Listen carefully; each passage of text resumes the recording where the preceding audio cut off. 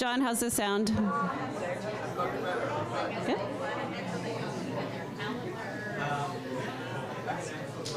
I mean, might as well just. Thank you all for coming out this evening.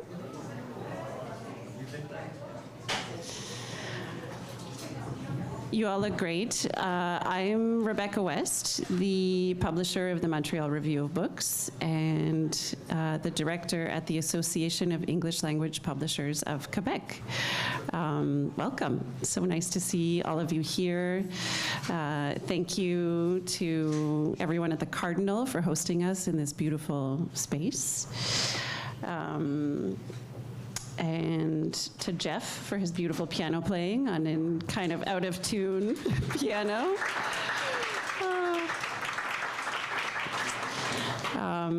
I'd like to acknowledge that we're gathered in a place known as Hage in the Ganyan Hage language and Muniang in the language of the Anishinaabe. Our association represents a diverse community who live and work on the territories of many indigenous peoples, including the Ganyan Hage, Abenaki, Anishinaabe, and Huron-Wendat. As a publication celebrating local books, we acknowledge the first storytellers of these lands. I'd also like to give a big shout out to a really great and dedicated Montreal Review of Books team, most of whom are all here with us tonight. Our editor, Malcolm Fraser, who you may have heard on the radio lately. He's been doing a lot of great local press for our 25th anniversary. Our associate editor, Athena, is here. Our associate publisher, Emma Talaro, our designer, David LeBlanc, who's been with us since, I think, the first or second issue. So yes, third, yeah, a while. He knows the history more than any of us do. And I believe our ad guy, Michael, might be tuning in from Toronto. So hi, Michael, if you're joining us online. And hello to everyone else watching us on YouTube. So the fact that the Montreal Review of Books continues to exist and thrive after 25 years, both in print and online, is no small feat, and this is all due to this amazing team today and all of those who preceded us. I'd also like to express gratitude to our funders, the Government of Canada's Canada Book Fund, the Canada Council for the Arts, and SODEC, whose support is really essential to the survival of a publication like the MRB. We have a lovely event lined up for you this evening with readings by 3 authors featured in our summer issue, Gina Roitman, Emil, Vincent, and Rawi, Hage.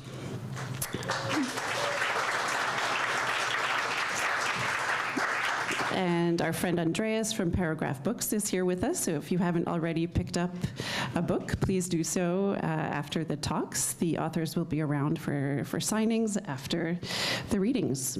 So yeah, without further ado, I'd like to welcome our editor, Malcolm Fraser, who will speak about a little bit about this milestone anniversary and introduce our authors.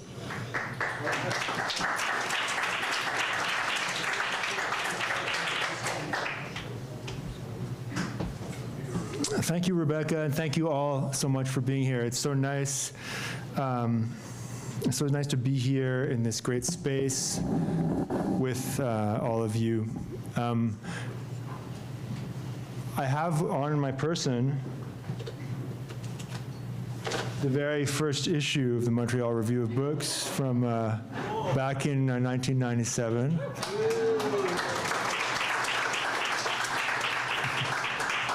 You can't touch it. I don't want any of you spilling drinks on this important historical artifact.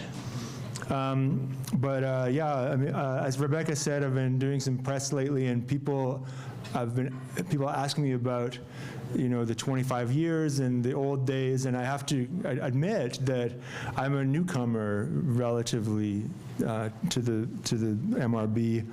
I started writing reviews in 2015. I got the job of associate editor in 2020, and I started as editor just last year. So in a way, I don't have I don't have the institutional memory to talk about the old days, but I'm very lucky because we have so much continuity from the old days to today. Kimberly Bourgeois is here. She was the founding editor of the MRB and is still a regular contributor, and also kindly shared some stories with me about the early days for the piece I wrote about the quarter-century celebration in the new issue. We have Ian McGillis is here, I think. Is Ian around? Oh, hi.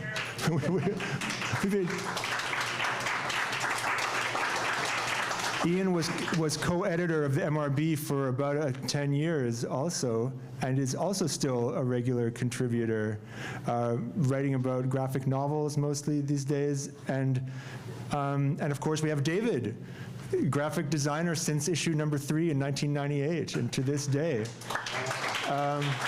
So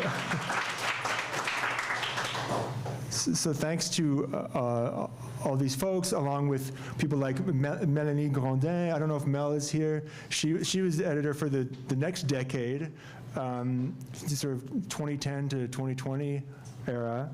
And Anna Leventhal, who was publisher for the last 5 years of that. Mel has always been really kind about being available to answer questions like, do we call it a newspaper or a magazine? Which she said she didn't know, even after 10 years. Questions about style, what do you do when this happens? She's always, she made it very clear when she passed on the mantle to me that she would always be around. And so all of this is just to say that I feel very honored to be a part of this wonderful community of writers and contributors to this publication. I guess without any further ado, I'll start to introduce our readers. We have Gina Roitman here. Gina is a former travel media consultant, communications agency principal, and penguin herder.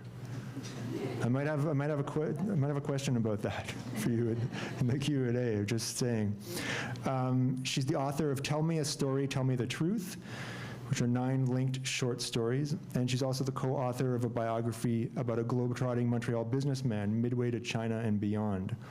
She's done a lot of work in radio, documentaries, biography, and her first novel is called Don't Ask, which is available here. And I wanted to very briefly read from the review by Sharon Morrissey in our new issue. She writes, carefully and generously layered, Roitman's novel, outwardly labeled as a literary thriller, is a powerful story of a daughter dealing with her mother's death while reckoning with a family past so traumatic its truth is haunted by history. We're very happy to have Gina reading from Don't Ask tonight. So welcome, Gina.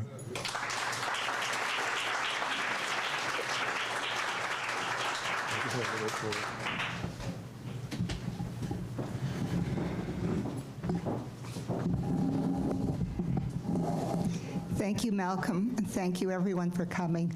This is so exciting. This story started with one chapter and one line in that chapter. I had no idea where the book was going, but I Am Not Her led me down the path to finishing this. It took me a long time to walk that path, but I'm glad it's over, and I can share it with you now. There are 3 main characters, and there is Hannah, who is a middle-aged real estate broker here in Montreal. There is her late mother, Ruchel, who disappears one day.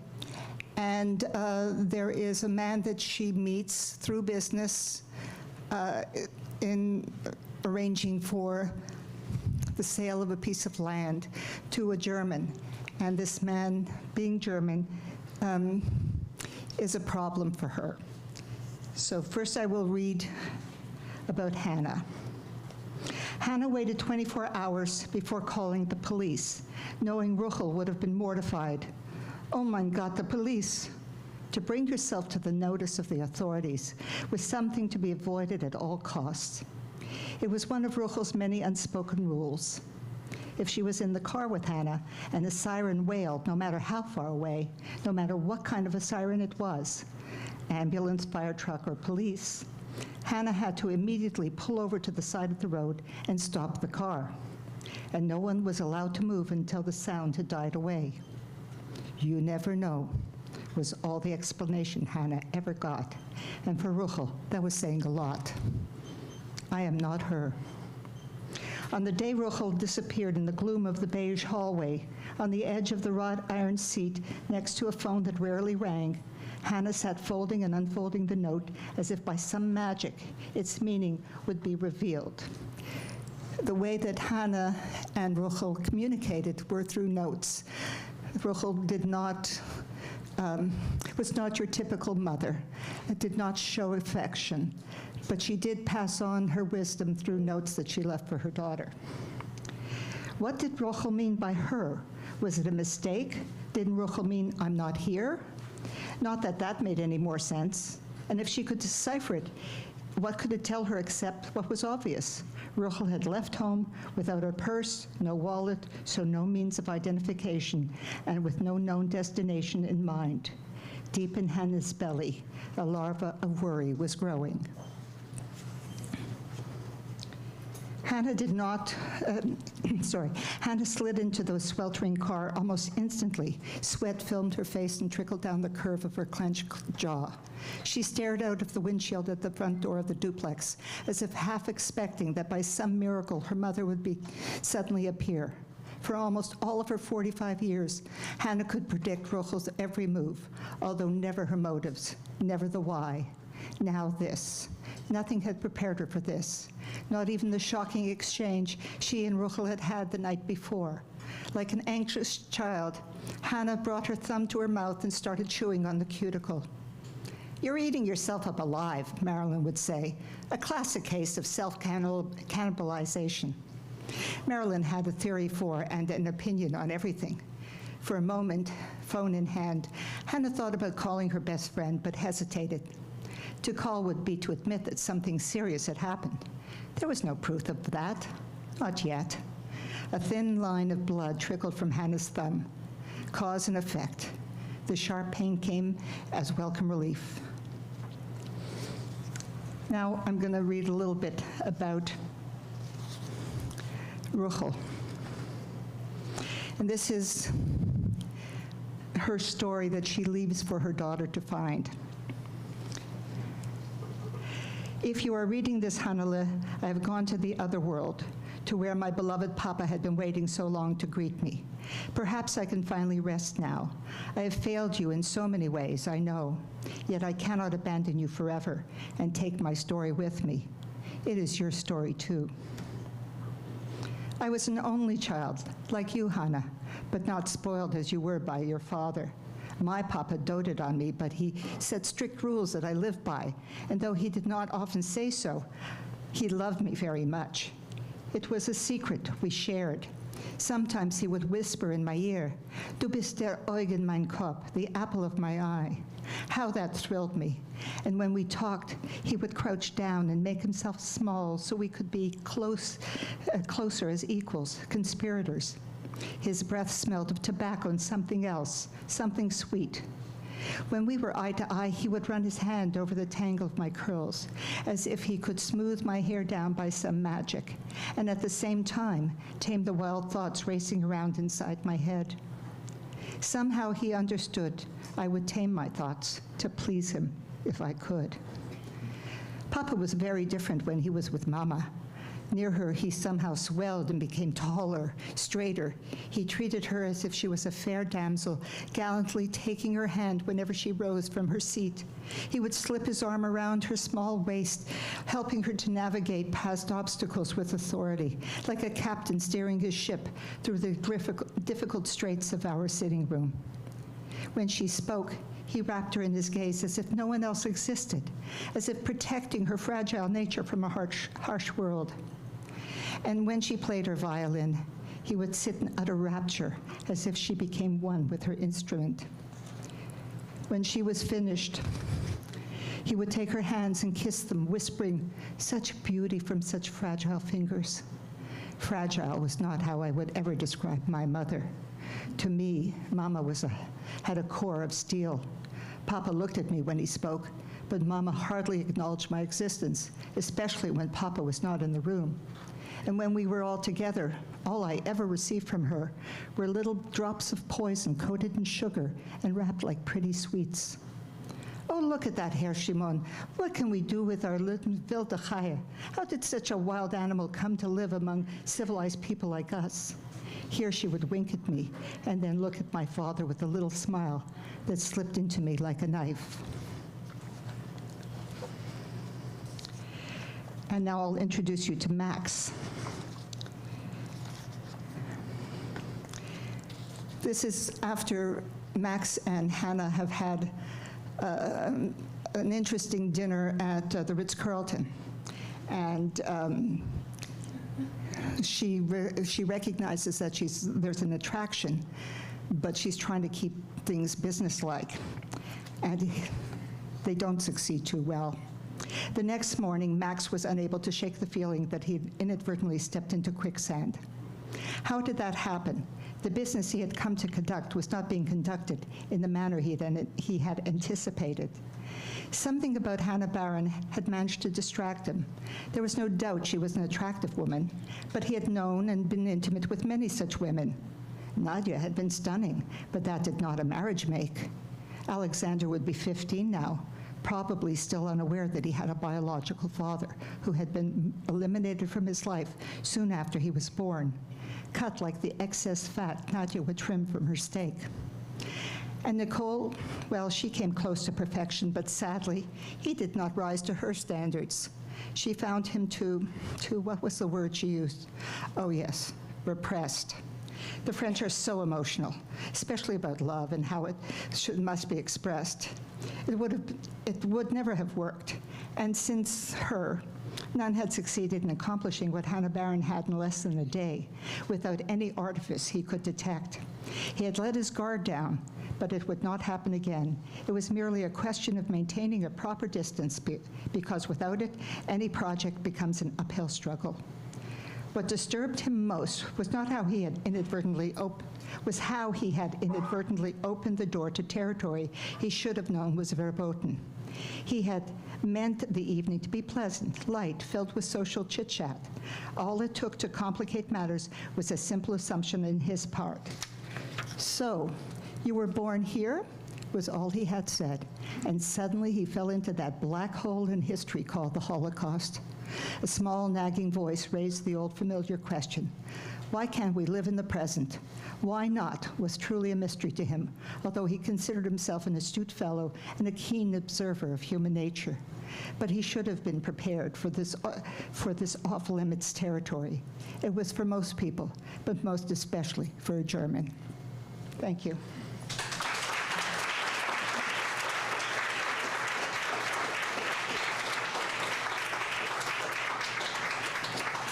Thank you, Gina. Our next reading is from John Emil Vincent. John Emil Vincent has written several books, including Excitement Tax, which was shortlisted for the QWF First Book Award, Ganymede's Dog, and his latest, Bitter in the Belly. McGill Queen's University Press will publish his next, The Decline and Fall of the Chatty Empire, in the coming year, and he lives here in Montreal. Do we have John in the room? Now that's a good entry. A good entrance. Yeah, Rebecca just mentioned that if anyone is tired of standing, there are some seats available on the balcony upstairs. I don't know how many. Some. We're not making any promises. Thank you, John.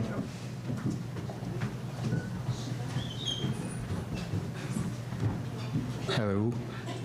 Hello. I'll just start. But Bitter in the Belly, this little book, it's about suicide's aftermath, and so it can be a little heavy. But with that in mind, I'm going to start with some sort of reading. I'm going to split the reading into two parts. And the first part is early in the book, and that'll warm up a little bit, sort of a little lighter. And then the second part, some heavier, later linked poems that will close the book. So the first poem I'd like to start with, and the poem that sets the book going, is a small, untitled proem, or just, introductory thing. The past grabs back what it lets us handle. To always mourn one solution, never to another, or sing along, dogs tuning to sirens. So I wrote the second poem in response to a drawing by Federico Garcia Lorca. It's a pen drawing. It's called Young Man and Sailor, as he titled it. And the drawing has two faces, a young man and a sailor, and they're both translucent, staring face forward, one transparently on top of the other, and they're joined at the lips. And the drawing is in pen, and this poem is an attempt to try to redo that in something like oils. And this is also called, after that drawing, it's called Young Man and Sailor. Young Man and Sailor. At this fountain, the sailor can think only to piss the surface clean of reflection. The care with which his fingers free the necessary part seems promising for him as a lover. The moon shatters, buckles, shakes itself out, and reappears nonchalant. Tucked back in, he's too much yours, a mere extra in your movie, snagging the prop bourbon from the pool's ledge. Look, he points, as he drapes his bottle-weighted arm around your neck. Its reflection rests on the crest of that moon. You become a face next to his on the breathing belly of the water, a hip that gives to his hip, eyes locked on themselves. You want him and his eye for detail right there, where need and willingness meet at one forceful point, so only their disturbance shows. Excuse me. And this one is titled, Nay, he hath need of naught. He is a wise man. And there are many exclamation points. This is about the two friends, Gilgamesh and Enkidu. And this is, let's see. I just want to say it again because it sounds so exclamatory. Nay, he hath need of naught. He is a wise man. Immortality but not youth. Fame without copyright. Living in a castle corner, the rest cordoned for tours. Gilgamesh, 2/3 god, knew all he did writ itself in stone but would outlast him. He was, that is to say, humbled by his own greatness. Enkidu, his best friend, someone he could barely beat up, tried to talk him out of lasting longer by dying faster. He said, in my dream, the hand that opens the gate goes weak. In my dream, Gilgamesh replied, our corpses are dragged and dumped in a pile. Heroes are scared sacred. Legends of brazier, which gutters in the cold wind, a back door which opens only to squall and storm, a battering ram reversed by the enemy, a crippling shoe. All is paradox, predictable, sad. Enkidu says, why does your heart speak strangely? I tire of this, says Gilgamesh. Stamp me in gold already.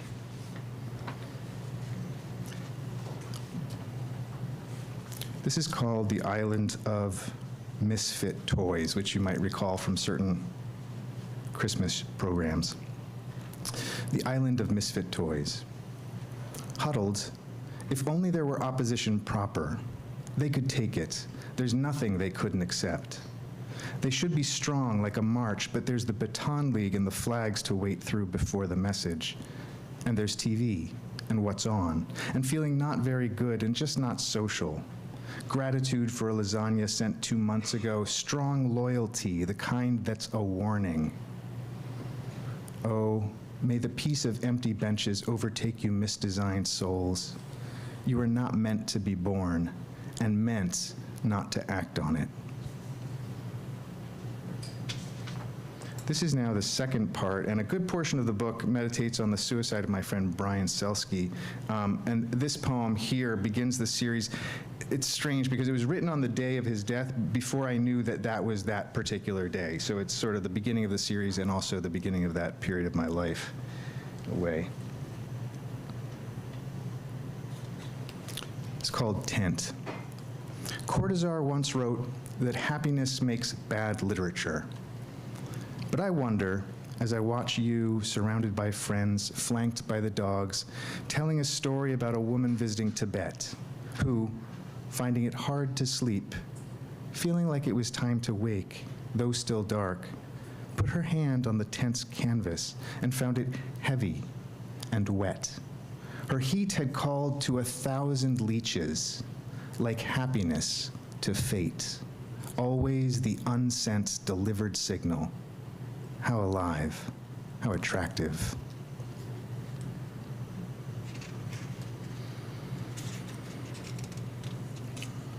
This is called Jonah, Missionary in Spite of Himself. And the whale and all that stuff, Jonah's throughout the book. But also Jonah was the last book that Brian was reading when he died, and I was really interested in it, and kind of like, it's a weird little book, and a wonderful one. And an ugly one.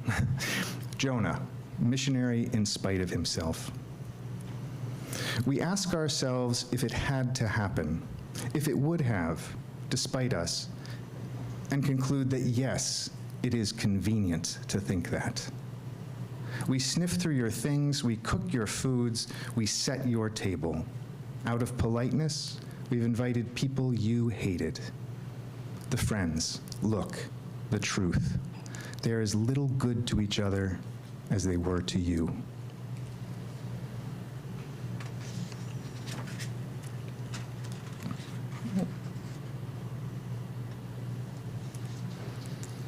And this sort of the prelude to the title, so as from Revelation, honey in the mouth but bitter in the belly, was this little book that the Apostle John was given to eat. And this is a poem called Honey in the Mouth, sort of toward the very end of the book. In a dream, you are mid-lasagna, placing mushrooms and saying, what you love will be taken from you. Eras and music you like that once spilled onto the esplanade, trimmed with chatter and happiness, they will pass. And with them, sorrow. You foil the dish, set it in the oven, unmit, sit. In the dream, I'm happy, but also furious with you for planning a dinner at my house and refusing to come. But that's why you say, this night is different from all others. Horseradish and honey on the same plate. I can't argue. It's funny and unfair. To quote me, quoting you. This is based on a photo of Kafka that actually exists. It's sort of, it's Kafka at the beach, which is special. But this was trying to think through that photo a little bit. Kafka on the beach. It's also a great Murakami book. He's youngish, about the age you'll always be. Up to him, he'd also have left nothing but friends, and with them, photos. This one in a black bathing costume, arms akimbo, and a neck, the V holds up that smile like a crab, wide, to prove mastery. Spit up there, posing, you'd have pulled back your hair like Garbo, as if to say, Brian, he's not here right now. But if you think back to Garbo, young, you'll know how long he's been gone.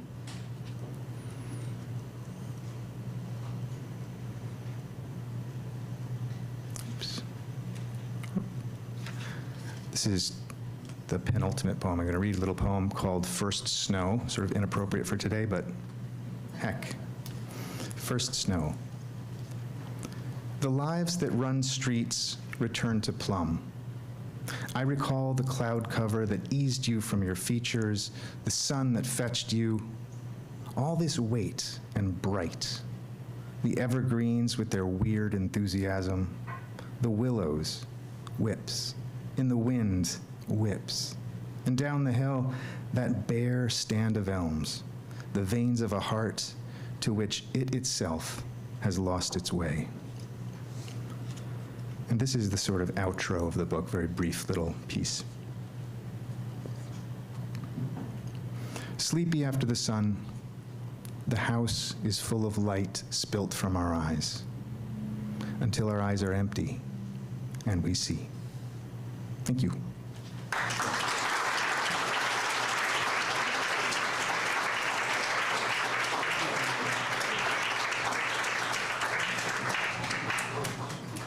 Thank you, John. That's great. I love those. Our final reader tonight is Rawi Hage. Rawi Hage was born in Beirut and lived through 9 years of the Lebanese Civil War during the 70s and 80s. He immigrated to Canada in 1992 and now lives in Montreal. His very first novel, De Niro's Game, won the Impact Dublin Literary Award for the best English language book published anywhere in the world in a given year. And his subsequent books have either been long-listed, short-listed, or just plain won several other major awards and prizes. His most recent novel, Beirut Hellfire Society, was long-listed for the Scotiabank Giller Prize and short-listed for the Writers' Trust Fiction Prize. His work has been translated into 30 languages, and his latest is a collection of short stories called Stray Dogs. Welcome, Rawi.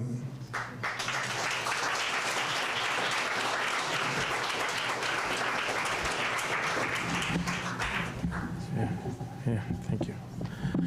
Thank you. It's great to be here. I'm looking forward to the 50th anniversary.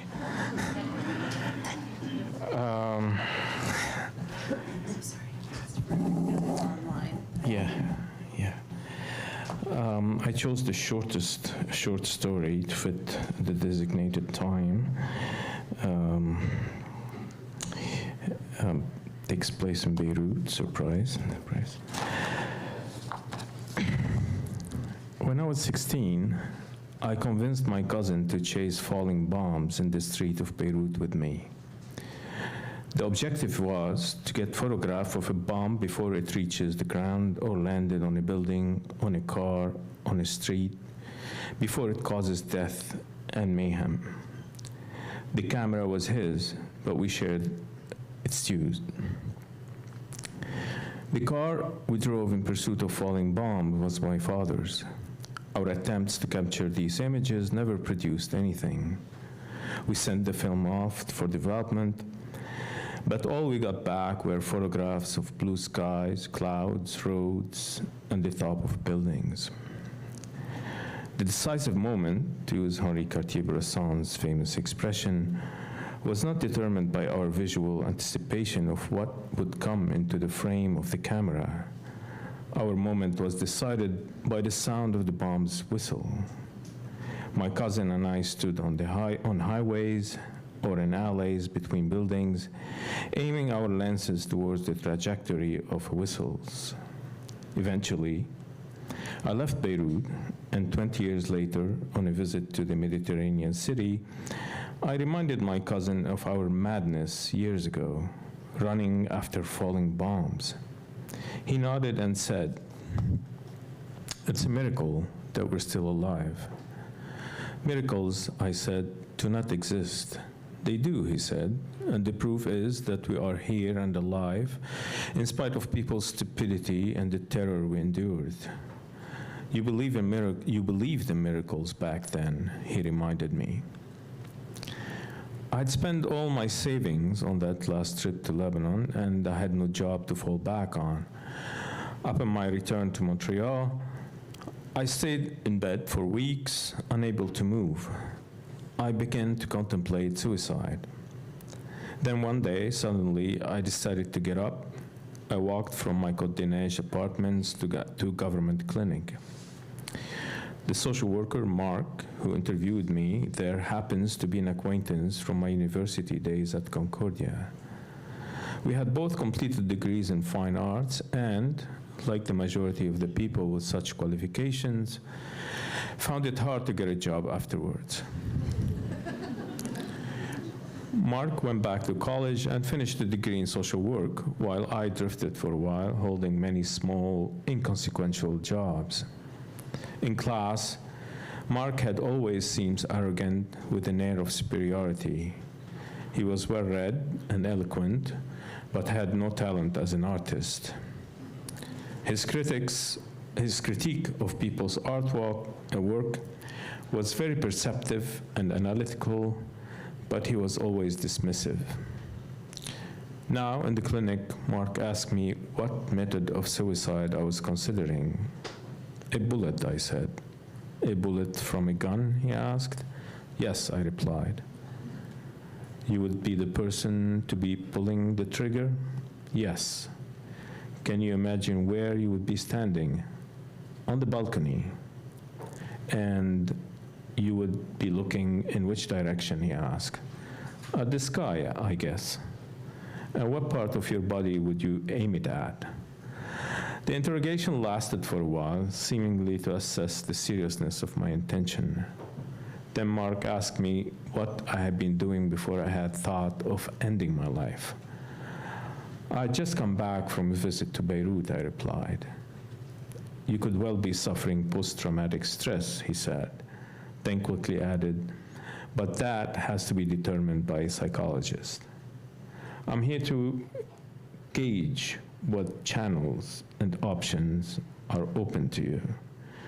Is there anything in particular that happened in Beirut that you would like to discuss?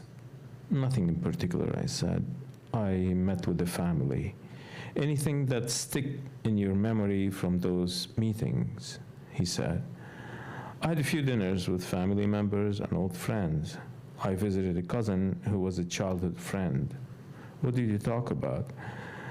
We were reminiscing about when I was 16, and we carried his camera around with the intention of capturing the image of a falling bomb.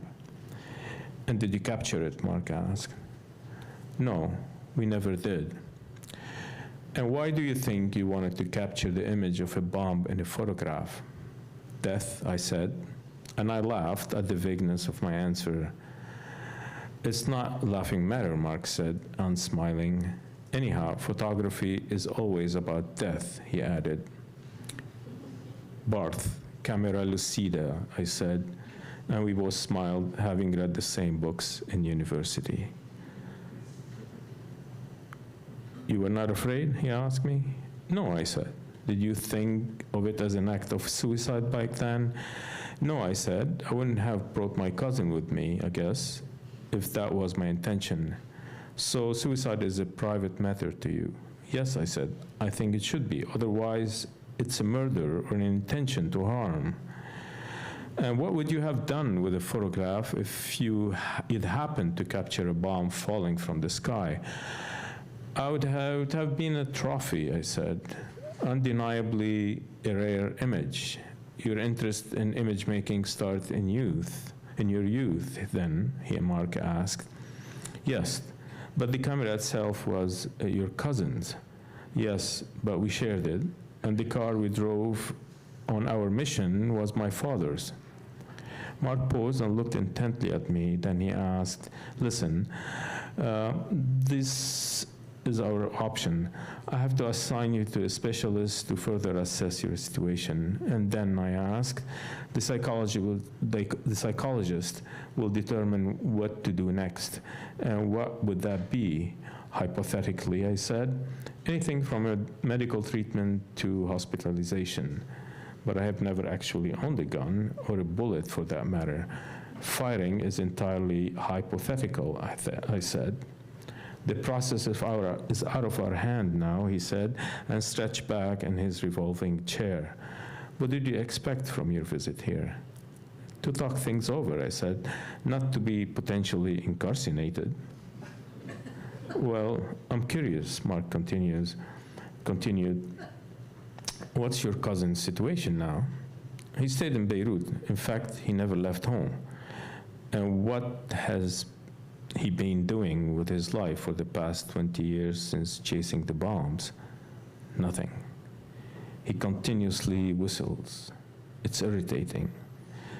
And he stays living at home ever since We were kids.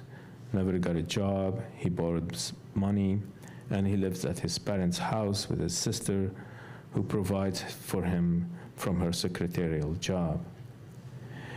Was he the one driving the car when you chased bombs? No, I did the driving.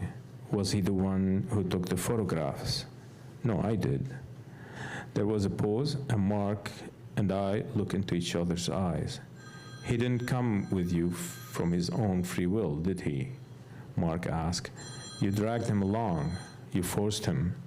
And he must have been terrified. He didn't want to die. I said nothing. Well, did he come with you of his own volition? Mark repeated. No, I said, defiant now. What did you do to him to get him to go along? I called him a coward, I said. I stood up to walk towards the door. And what else did you tell him? Insisted Mark quietly. He waited a long moment for my answer. I told him if he had faith, nothing would ever happen to him. And precisely nothing has ever happened to him since, Mark said. He stood up then, too, and accompanied me to the door. No need, I said. I can find my way out. That's still to be seen, said Mark. I strode away and down the corridor, aware he was watching me, as dismissive as the critic he once aspired to be. Then I heard him run and close the door firmly behind me. Thank you very much.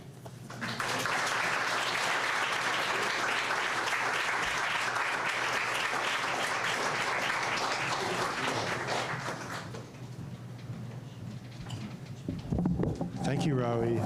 And I'm going to take a few questions if our authors wouldn't mind coming back close to the mic. I don't know exactly how we'll navigate this small space, but we'll make do. So I guess I'll start with Gina, since you're close by. Well, I mean, I guess, you know, yeah. Can you just check your mic? Are you? Perfect. So why don't you come here into this space so the folks at home can see you. Well, I guess, you know, I have a lot of questions about your book, and I'm so curious, but I have to ask you, what's the story with the penguin herding job? When I had a communications agency, I had a wonderful client called Anheuser-Busch Theme Parks, Busch Gardens and SeaWorld. And I traveled with snakes and macaws and the river otter and great horned bill and penguins. And they were Magellanic penguins, and we would travel by a limousine, and the macaws and the snakes and I would sit in the back where it was warm in February, because that's a good time to promote Florida in February in Quebec.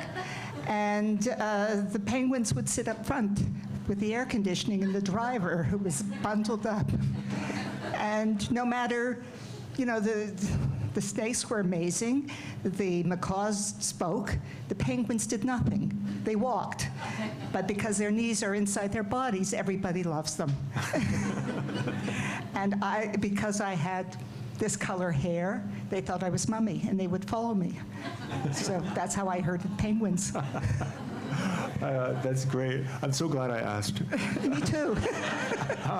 I feel like normally, you know, in these Q&As, we kind of go freewheelingly between the authors, but because of the foot traffic situation, I might keep you up here for a minute to just ask you one or two more questions. And please, if anyone has questions, feel free to raise your hand, and we'll get to you as well. So tell me a little bit about the origin of your book. I saw in your bio that you had done some biographies for Holocaust survivors. Was that an origin point? No, my parents were Holocaust survivors, and my mother spoke about the Holocaust all the time. In my mind, her life had really stopped September 1st, 1939. She was from a town not far from Krakow, and she was 27 when the war broke out, so she was an adult and had been engaged for 7 years, a long time. So because she never stopped telling the stories, I didn't want to hear them. And I have discovered in working with other daughters of Holocaust survivors that we wait a really long time before we ask the questions, either because we don't want to hear the stories, we don't want to be responsible, or we're afraid of opening up wounds. But in fact, this is everybody's story. None of us really know what's in the suitcase we're handed that's been packed by somebody else that we carry all of our lives. And so I wondered what it was like not to know anything, not to be, and be afraid to ask because of opening up terrible, dark secret caves that we are afraid to go into. Wow. Yeah. Thank you. John, we have you standing by. Again, feel free if anyone wants to raise their hand with a question for Gina or John or Rawi. But John, why don't you come on down the staircase again in that dramatic way. John, we did a radio interview together the other day, and you said something that really interested me. Come on down into the spotlight here. Yeah, you were talking about moving to Montreal from the U.S., and I also moved to Montreal from Toronto back in 2001. And well, I was curious what your attraction to the city was, how you ended up here, and what brought you here. A lot. I don't know if this is working. Yeah, it's on. But just bring it a little closer to the, yeah. My partner and I came from the U.S. in order to escape the U.S. and all of its beauty. But yeah, basically we wanted to be somewhere with French, especially for him. But yeah, I mean, basically it's very complicated story. But you haven't narrowed it down to a short answer. No. Okay. Well, let me. Yeah, sure. Well, let me ask you this: what were your impressions of the city when you arrived, and how has it changed, if at all, in the time you've been here? Well, first we moved. We lived in the woods before we got here, so I was kind of bewildered.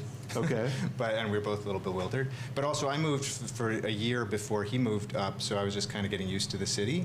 And I lived up on Park, not too far from here, actually, in a little cramped. I was in a very, very depressing kind of setting. Okay. But so for me, Montreal has just gotten better and better and better, across the years. And again, we live right near the museum, and so there's, I don't know, it's grown in a number of ways, especially literarily. How so? Getting to know people, getting to know the organs of literature here, which are different than the U.S. I guess that's one thing we had talked about, is just that the U.S. is a very rigid hierarchy in the literary scene, and it seems here it's a little different. It's actually quite different. Yeah. That's probably what made me think of that when we did that radio spot the other day. How is it different? Can you describe this difference?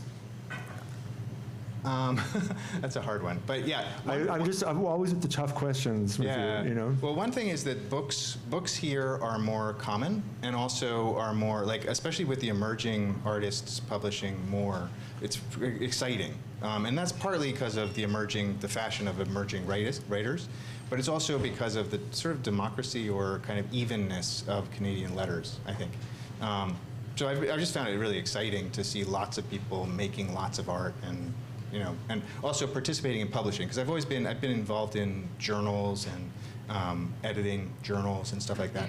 And I just, here it's actually, people are making books. People are making stuff that's going out into the world, and their books are really difficult to put out, in a bizarre kind of way. So. Well, I appreciate hearing you say that Montreal has improved. It's not something you always hear from long-time Montrealers, but it is very nice to hear. Yeah. I want to see if we have any questions from the folks here in the room, and if not, we have some questions from the balcony up here. I was pretty taken by the way you, articulate the exclamation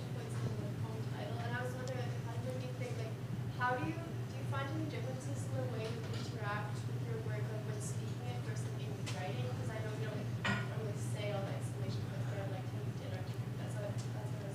So the question was about John's use of multiple exclamation points in one of his titles, and how you feel about the difference between writing things on the page and saying them out loud and interacting with that with that punctuation. Is that fair?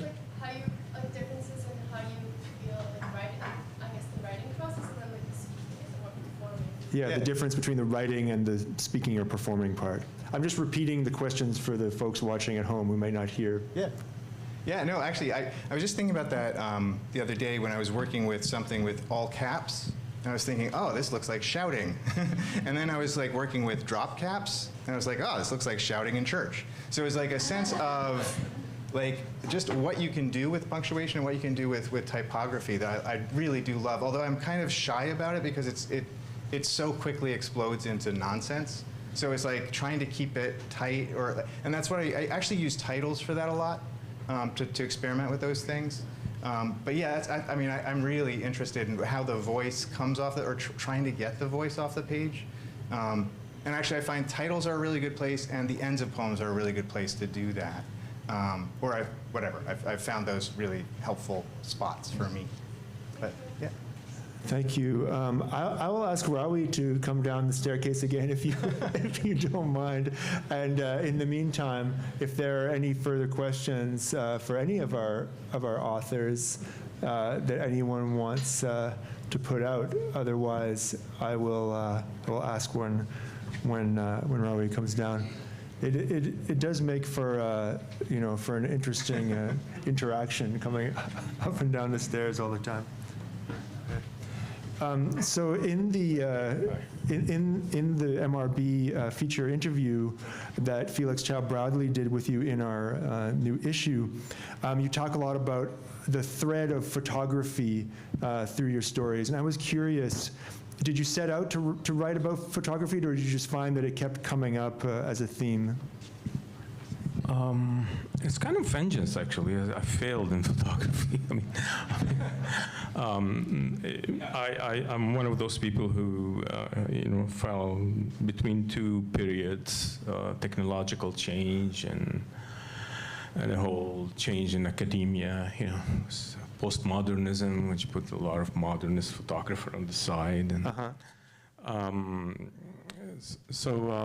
But I studied photography, and it's a medium that I always liked, and I never pursued because, frankly, writing was more lucrative. That's a bit disturbing to hear, honestly. As always, exceptions.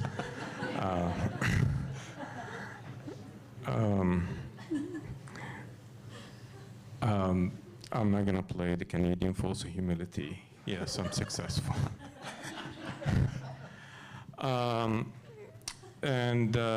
So I decided to write about photography. It just repeatedly came, issues of images.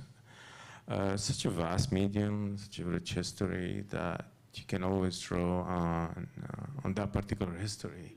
It's one of those mediums that was used from vanity to state oppression, So it's a wealth of topics, and it kept on coming, and I was also a commercial photographer, so I have a lot of the experiential that I kind of integrated. I've done weddings. Kids can kill you. That's my experience. And that's my relation with photography. Do you still practice it much? Quietly, private Instagram account. Okay, good to know. If you know, you know. I want to open the floor again to any questions we may have from our audience gathered here tonight. This is your chance. It's not going to last forever. Yes, Gina. As a photographer, you're separated from your subject by the lens. Do you find that informs your writing? So the question is, as a photographer, you're separated from your subject by the lens. Does that inform your writing? Well, in terms of form, I think, yeah, I think that when I start the scene, I tend to place myself inside and look around, pretty much like a photographer, kind of frame, to help, I guess, in descriptive scenes. But yeah, I think I always situate myself in a space. I always start with the space, so there's that spatial element to the writing, pretty much like framing, moving around, feeling invisible, but not. Yeah, I think we're both protected by either by the camera or by. There's that feel of hiding your face when you're holding the camera, like the gentleman there, and I think ideally as a writer you tend to, as much as you can, try to hide yourself from the writing, from the text, ideally, I guess. Do we have any more questions? I'm going to look around the room on the different floors, make sure I don't miss anyone. Yes. Okay, so I read Memory for Forgetfulness, and I wonder if you and Ahmed were doing it at the same time, and whether you thought about his work while writing that short story. I must have what I forgot. What was the question? Sorry, can you repeat? I didn't quite catch the There's a book called Memory for Forgetfulness. Memory for Forgetfulness, a book. Oh, right. Mm. Okay, And it's an autobiography of living in Beirut while the bombs are falling on him. okay. I don't know whether it's the same period or not. And I think Yeah, same period, yeah. Bombs are very egalitarian. But so that wasn't a book you were aware of while you were writing? I must have read it in Arabic. I do read Arabic. Why read translations? I think the title was different in Arabic. All right, I'm going to put out the call one last time for any questions for Rawi, Gina, or John.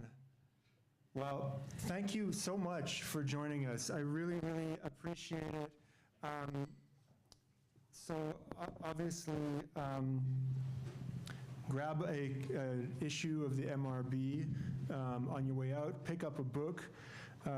Gina Roitman's Don't Ask, John Emil Vincent's Bitter in the Belly, Rawi Hage's Stray Dogs, all for sale here. I want to mention, if anyone's hungry, the restaurant downstairs is open. And I also wanted to mention that Rebecca had a great idea while we were brainstorming about this event, that because the MRB launched in 1997, that maybe I could make a playlist of 1997 music. So I dove in deep. There's a lot of notable music from that year. Some of it might make you want to dance. Some of it might make you cringe. But you may know some of these songs. I started with the kind of cooler ones, put the more embarrassing ones later. I love them all, personally. But stay and get your 97 on with us. Thank you all so much for coming. And thank you so much to our invited writers for reading.